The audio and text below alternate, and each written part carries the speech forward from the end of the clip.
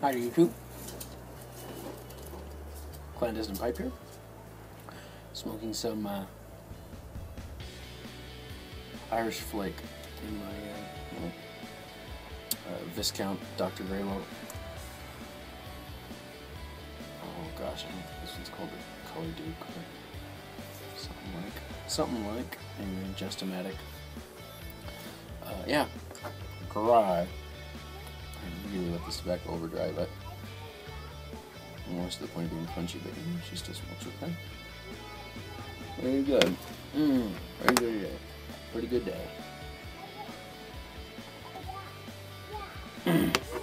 Well, I've been enjoying watching everyone's videos, and they're always entertaining and exciting. Watching Evo Masher and matches. A couple other great new stations that I've been, channels that I've been introduced to.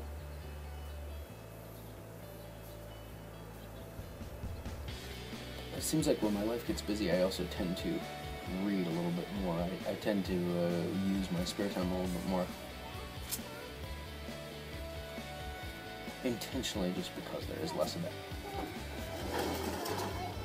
And one of the things that I do is read quite a bit. And I just finished one new book, and then it maybe kicked me back for probably my standing favorite book of all time, outside of the Bible, being A Tale of Two Cities. And this book is so remarkable for a lot of reasons, but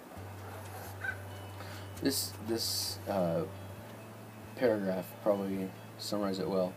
It was the best of times, it was the worst of times. It was the age of wisdom, it was the age of foolishness. It was the epoch of belief, it was the epoch of incredulity. It was the season of light, it was the season of darkness. It was the spring of hope, it was the winter of despair. We had everything before us, we had nothing before us. We were all going direct to heaven.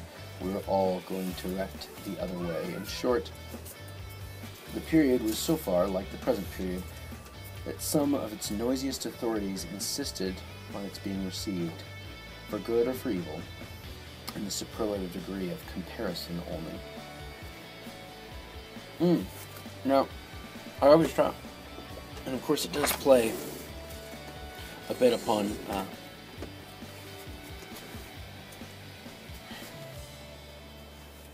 kind of the constant dichotomy, but obviously it took me really just until recently, I've read this book through several times, to realize that first sentence, pardon me, is what the book's about. I mean, you've got the finest literary account, as far as I'm concerned, of the French Revolution. Certainly the finest account was written in English originally.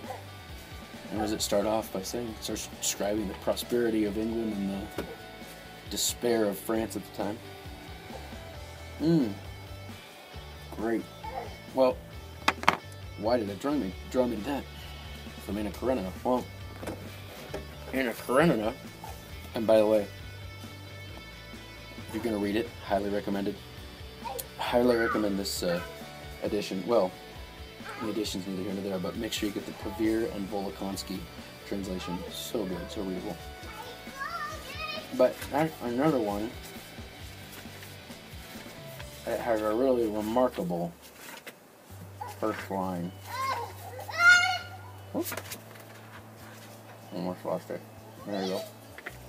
His first line is, and it's a paragraph in itself, all happy families are alike. Each unhappy family is unhappy in its own way. You know, you blow over that as just kind of some nice prose or, prosy sentiment, but far from it.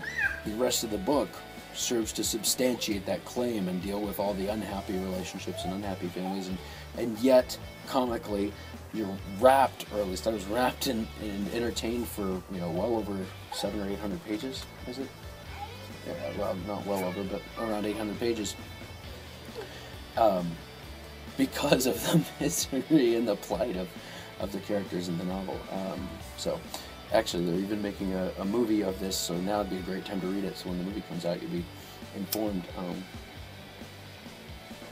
I like the actors in it. Jude Law, I think, is in it, and or Natalie Portman or Keira Knightley. Can never tell them apart. I think it's Natalie Portman. But anyway,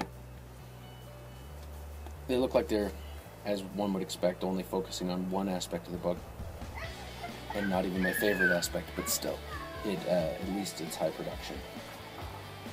And you'll be more equipped to criticize it if you've read the book, and it is enjoyable. Well, with that, I've used up my usual allotment of time.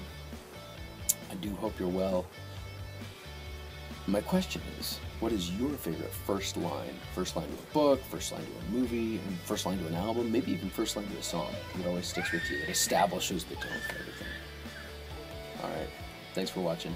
Hope you're well, and I hope the smoke continually satisfies.